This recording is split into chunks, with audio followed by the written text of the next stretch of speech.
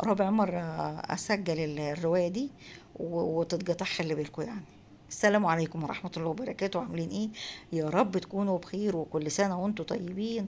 وندخل في الموضوع على طول ونقول كان في شاب زمان، مش حيلة أم وأبوه، لأ، كان بس هما الأب والأم كانوا كبار في السن.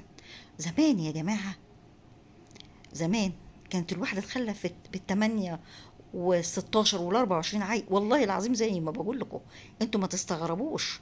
ما كان مش حكاية ان ما كانش وراهم حاجة، لا، سبحان الله العظيم. تحس انكم كانوا بيحبوا العيال وكانوا بيحبوا العزوة والكلام ده كله. وما طولش عليكم نخش في الموضوع، قولي طولي. يلا بينا يلا بينا نقول ايه. فكان عندهم ولدين وبتاع تمن بنات. فكانوا غاليين عليهم جدا، وخصوصا جم على كبر بعد التمن بنات. يعني شوجة شوجة يعني. المهم، فحب الولد يتجوز. انا هديكوا نبذه بسيطه عن كان بيعامل امه ازاي. هو كان بيحب ابوه، كان بيموت في ابوه بصراحه. لكن امه، مع ان امه كانت حنينه عليه جدا، وكان ظروفهم الماديه زباله، زفت، ومع ذلك الست كانت بتشتغل، بتشتغل شغلانه كويسه يعني. بس كان سترة بيتها جدا جدا جدا، وكانت بتدي ولادها بسم الله ما شاء الله، وخصوصا يعني الصبيان ما كانتش بتبخل عليهم خالص. المهم الولد اتعلم لغاية تالتة اعدادي وتوظف وظيفة حلوة. بس مع الشغل بتاعه هو طبعا، مش هقول لكم جحد على ابوه ولا امه والكلام ده كله، لان هم ما كانوش محتاجين له. بس الكلمة الطيبة للوالدين طبعا مش عايزة كلام. فكان هو يحب ابوه، ما كانش يغلط في ابوه. لكن الاهانة والسفالة وقلة الادب كانت للام.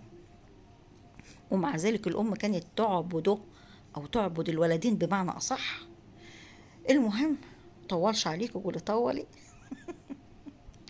شاف بنت واعجب بيها وعايز ياخدها. الكلام ده زمان مش النهارده. اللي كان بيحب كان عايز يتجوز، ما كانش. خلينا في حالنا. المهم، حب ايه يتجوزها. يوم انا عايز كذا وكذا وكذا.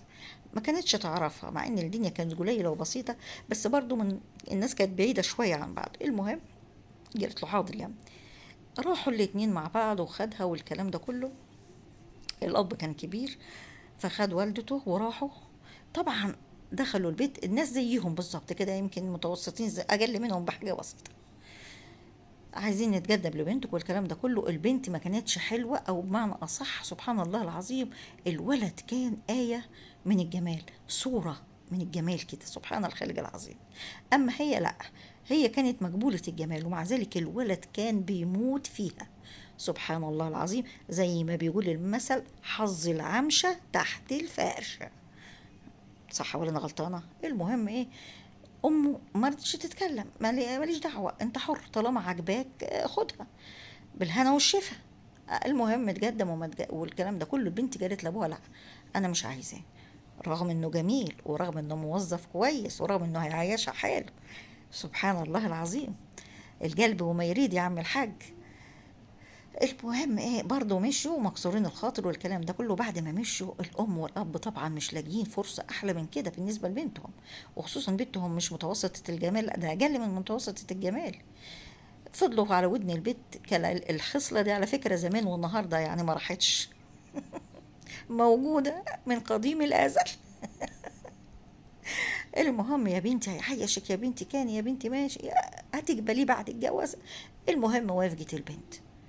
بعد ما وافقت البنت ودخلت بيته والكلام، انا هقول كلمة برضو، اللي يزعل مني يزعل. اللي يكره عمره ما يحب. ايوه، اللي يكره عمره ما يحب. والقصة دي والله واقعية، والله يعني هو جوزها مات، لغاية النهاردة الست عايشة. الست عايشة. حصلت تطورات كتيرة هتعرفوها. المهم، اتجوزت ودخلت بيته ومش عارفة ايه والكلام ده كله. الأم مش بتحبها، لا، هي كانت عايزة لابنها واحدة جميلة وواحدة حلوة زي أي أم يعني. ومع ذلك تقبلت الأمر ورضيت وخلاص، يعني مفيش مشكلة. بس هي عشان هي مش بتحب جوزها، فمش جاب لأي حد من طرفه. وده طبيعي، مش جاب لأي حد من طرفه. هو يتمنى لها الرضا، والله وحق لا إله إلا الله، يتمنى لها الرضا ترضى. يتمنى لها الرضا ترضى. نبذة بسيطة عن الأم عشان أقول لكم قبل ما نتغوط في حاجات كتيرة. قسما بالله الأم يعني من حاجة بسيطة كده كانت تقول لها مثلا ايه، البسي جلابية نظيفة، استحمي، حطي مكياج والكلام ده كله زي البنات. الأم هي اللي بتقول لها كده عشان تحليها في عين جوزها. هي كده كده جوزها بيحبها، بس الأم لما لاقيها مهملة ومش عايزة تلبس ومعانده معاه ومركبة الوش الخشب، فهي بتقول لها يا بنتي اعملي كذا وكذا وكذا وكذا. لدرجة انها كانت بتمسك، والله العظيم بتمسك رجلها، كانت رجلها مجشفة. ايوه والله. كانت تجيب لها الميه السخنه وشويه صابون ولا مش عارفه ايه، وتروح ايه عاملاها لها بالطوبه. اه والله العظيم زي ما بقول لكم، تدعكها لها، تسرح لها شعرها، تعمل لها.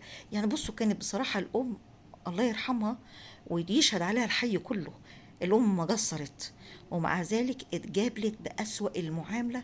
لو سمعتوا كمالة القصة قسما بالله لا تفوا على وش الولد وتقولوا الله يحرقه مطرح ما راح. هكمل لكم بقية القصة.